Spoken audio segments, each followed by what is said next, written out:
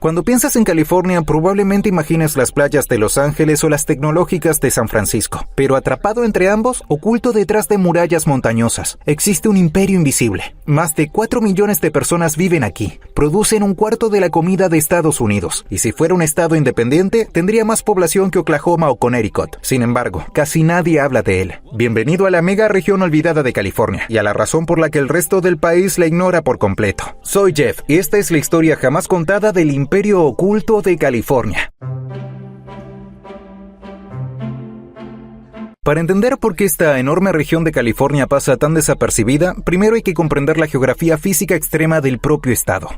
Observa un mapa topográfico, y California destaca como una especie de fortaleza geográfica, definida por enormes e imponentes murallas. A lo largo del borde oriental del estado se extiende la cordillera de la Sierra Nevada. Esta formidable y escarpada muralla de granito mide más de 640 kilómetros, y tiene el Monte Whitney, el punto más alto de los estados continentales. Es una barrera natural, que históricamente convirtió el acceso a California en una travesía peligrosa y a veces mortal. Y bordeando el Pacífico hacia el oeste, están las cordilleras costeras. No son tan altas como la Sierra Nevada, pero son escarpadas, densamente agrupadas y forman una columna continua que separa el interior del estado de las frescas brisas del Océano Pacífico.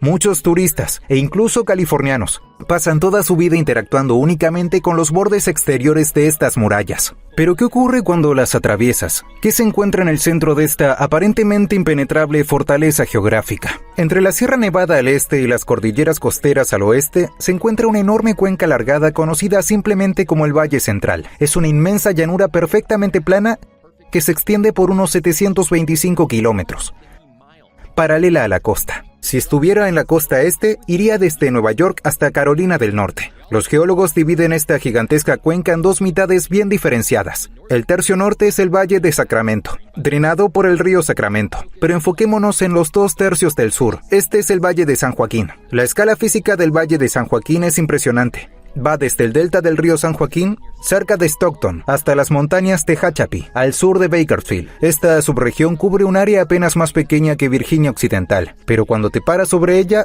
la curvatura de la tierra puede ocultar las montañas del horizonte en los días brumosos. Eso hace que se sienta menos como un valle y más como un océano infinito de tierra plana, muy parecido a las grandes llanuras.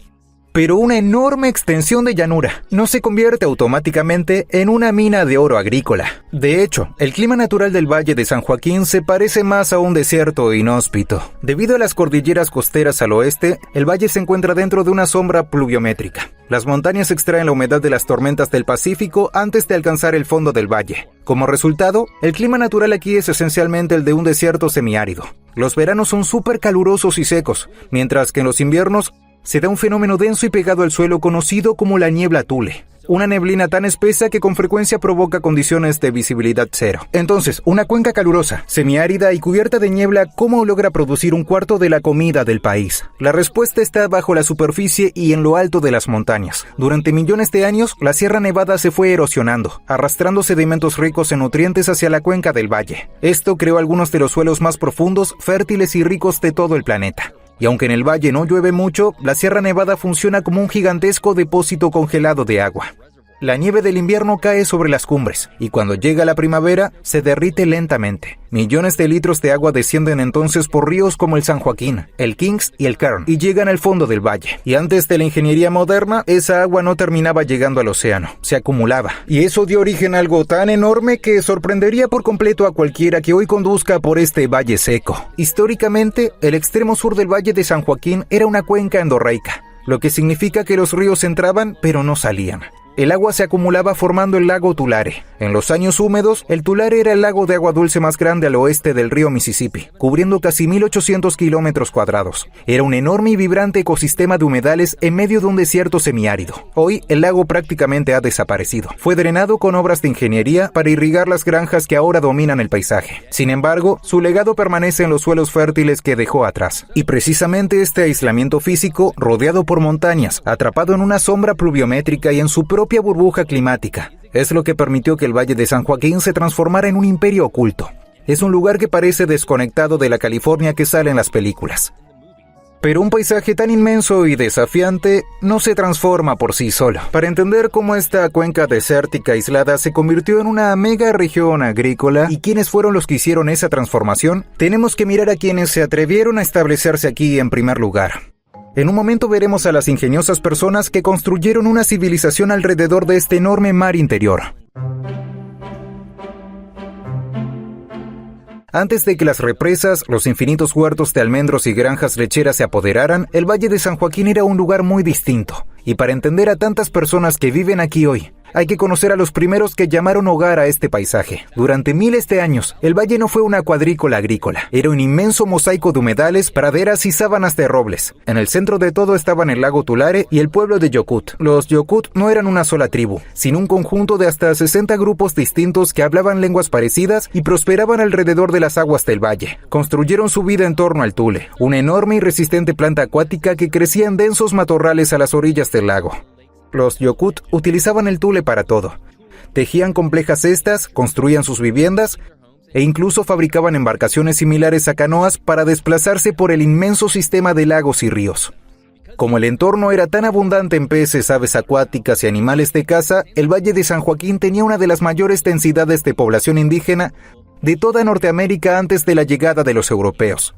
Pero los primeros colonizadores europeos que llegaron a California en realidad no querían nada de esta región. Cuando los españoles llegaron a California en el siglo XVIII, decidieron asentarse en la costa. Construyeron su famosa cadena de misiones en lo que se conocía como el Camino Real, siguiendo el clima templado y enfriado por el océano desde San Diego hasta San Francisco. Para los españoles, el Valle de San Joaquín, atrapado detrás de las cordilleras costeras, era un territorio hostil e impenetrable. Era súper caluroso, estaba infestado de mosquitos y siempre se inundaba. Así que, en lugar de asentarse allí, los españoles y luego el gobierno mexicano lo veían como una barrera. De hecho, sus densos pantanos de tule y su compleja red de canales fueron un refugio para los indígenas que huían del trabajo forzado y de las duras condiciones de las misiones costeras. Durante décadas, el valle fue una frontera salvaje, bastante ignorada por los colonizadores que reclamaban el resto del estado. Entonces, ¿cómo una región evitada activamente por los primeros colonos terminó convirtiéndose en uno de los imperios agrícolas más poblados y transformados por la ingeniería de toda la historia? La respuesta, como ocurre con casi todo en California,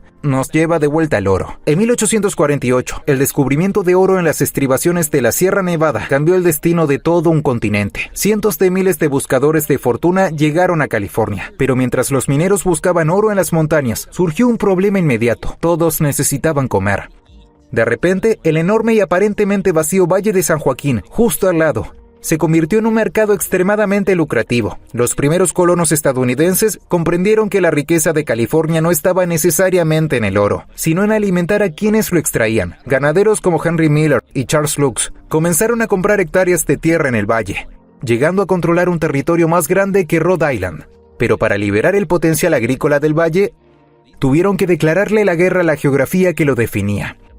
En esencia, tuvieron que borrar por completo su característica geográfica más importante. Comenzó la era de la mega ingeniería. A finales del siglo XIX y principios del siglo XX se construyó una vasta red de canales, diques y presas para controlar los ríos salvajes que venían de la Sierra Nevada. Su principal objetivo era el lago Tulare, mediante el desvío constante de sus aguas para el riego. El lago de agua dulce más grande al oeste del Mississippi fue drenado por completo. El próspero ecosistema fue reemplazado por el increíblemente fértil y árido lecho lacustre que vemos hoy, adaptado a la agricultura a gran escala. Al mismo tiempo, el ferrocarril Southern Pacific atravesó el valle, conectando esta nueva potencia agrícola con los mercados nacionales.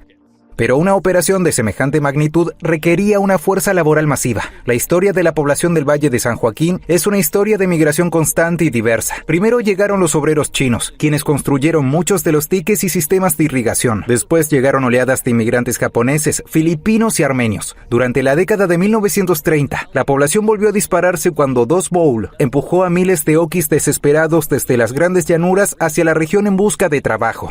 Más tarde, el programa Bracero y la continua migración desde México transformaron la composición cultural y demográfica del valle, estableciendo las arraigadas comunidades latinas que hoy forman la columna vertebral de la región.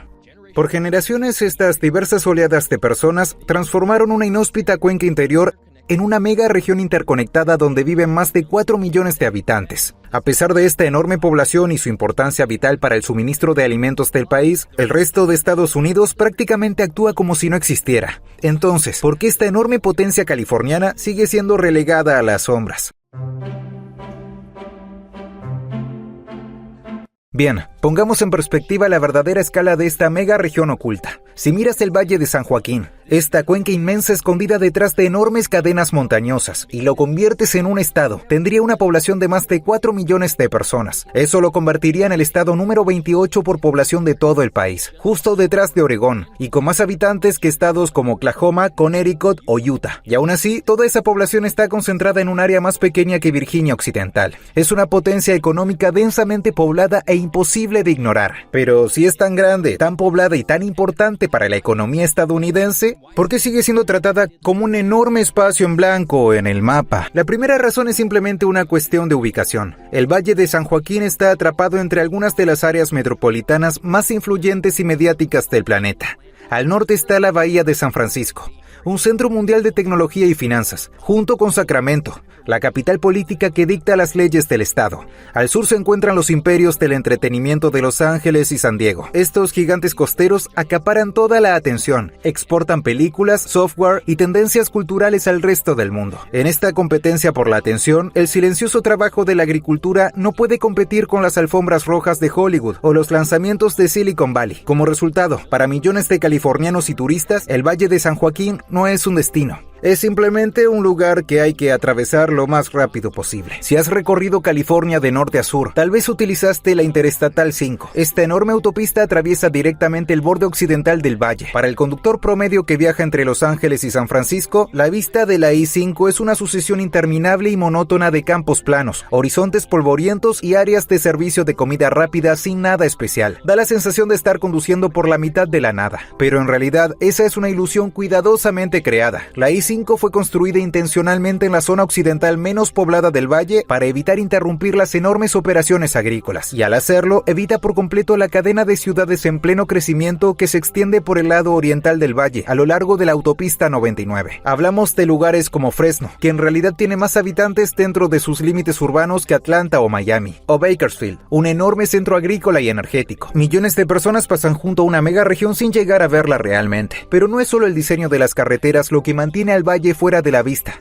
también es su propia geografía física y la historia de quienes se asentaron allí. La Sierra Nevada y las cordilleras costeras hacen mucho más que atrapar el calor y bloquear la lluvia. También aíslan culturalmente a la región. Este aislamiento ha dado origen a una ciudad que parece ajena al resto del estado. Mientras la California costera se inclina hacia economías progresistas, profesionales y postindustriales, el Valle de San Joaquín mantiene una identidad ligada al trabajo manual. Es un paisaje definido por el legado de los migrantes de Dust Bowl, los braceros mexicanos y el ingenio de los primeros ingenieros. Es una cultura de camionetas pick-up, música country, torres petroleras y el trabajo físico del campo. Es una región donde los derechos sobre el agua, las sequías y las cosechas determinan la economía.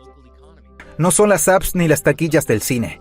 Como la realidad cotidiana del valle es tan distinta de la California que vemos en televisión, el resto del país tiende a ignorarlo de forma inconsciente. Y sin embargo, pese a esta gran desconexión cultural y geográfica, el resto del país depende enormemente de esta mega región para sobrevivir cada vez que se sienta a comer. Esto nos lleva a la última razón por la que el valle es ignorado, la invisibilidad de nuestro sistema de suministro de alimentos. Esta cuenca plana produce una cantidad asombrosa de los alimentos del país. Hablamos del 80% de las almendras del mundo y de enormes porcentajes de las uvas, tomates, pistachos y lácteos del país. Pero cuando alguien en Nueva York o Chicago compra leche de almendras o una bolsa de zanahorias baby, rara vez dice que viene del Valle de San Joaquín. El producto está desconectado de su lugar de origen. El valle hace el trabajo pesado, aportando su escasa agua, sus suelos fértiles y su diversa fuerza laboral. Pero los distribuidores de las costas y las marcas se llevan todo el crédito. Cuando juntas este aislamiento físico, su historia eclipsada y una cultura trabajadora tan distinta, la imagen se vuelve muy clara. Estados Unidos ignora el Valle de San Joaquín porque resulta incómodo para la narrativa popular de todo lo que se supone que es California. Es una región calurosa y polvorienta que exige trabajo duro y enormes obras de ingeniería para sobrevivir. No es glamorosa, pero sí absolutamente esencial. Sin esta mega región oculta, la economía de California se fracturaría y los supermercados se verían sorprendentemente diferentes. Ahora bien, dicho todo esto, hay un proyecto que podría cambiar drásticamente la forma en que vemos al Valle de San Joaquín y como el resto del país lo percibe. Ese proyecto es el tren de alta velocidad de California.